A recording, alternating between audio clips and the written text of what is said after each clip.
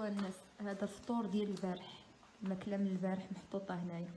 حتى شي حد ما كيقدر يدخل عندنا، حتى شي حد ما كيجي يسول فينا. هذا الشيء يلا حطوه. الصابون اليوم يلا جابوه. انا 3 جوغ وانا هنايا، ما كاين صابون، ما كاين حتى شي حاجه. شوفوا الزبل، شوفوا هذا الزبل من البارح وهو هنايا، من البارح الصباح.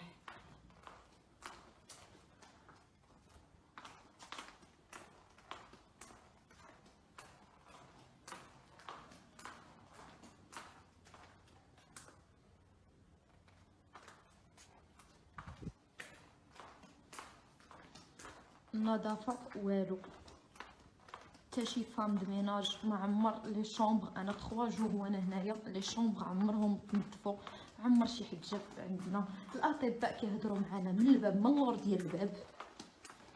البارح انا ملي بقيت كنغوت على النظافه جابوا لي انا جفاف وكراطه باش انا جففت لا شومبر ديالي، وانا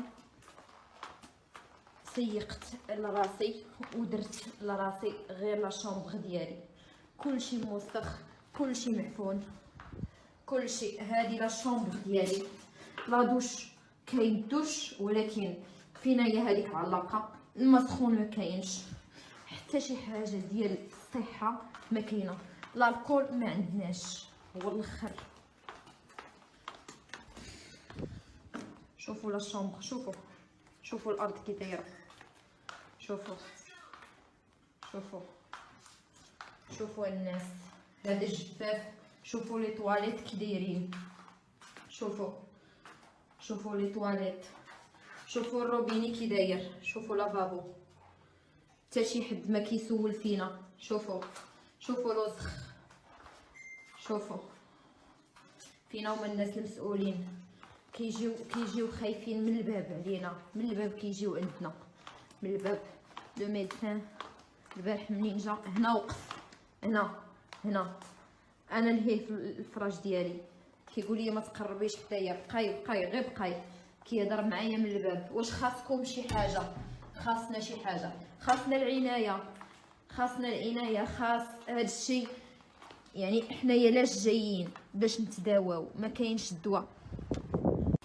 Le roi Mohamed VI a procédé à l'inauguration de l'hôpital préfectoral Prince Moulay Abdallah à Salé. À forte portée sociale, ce projet traduit l'intérêt particulier qu'accorde le roi Mohamed VI au secteur de la santé, à travers notamment le développement des infrastructures hospitalières, le renforcement des services de santé de base et le rapprochement des citoyens. Cette nouvelle structure hospitalière, qui profitera à une population de plus d'1 million d'habitants, permettra d'assurer davantage de complémentarité dans la carte sanitaire au niveau de la région de Rabat, Salé, Kénitra.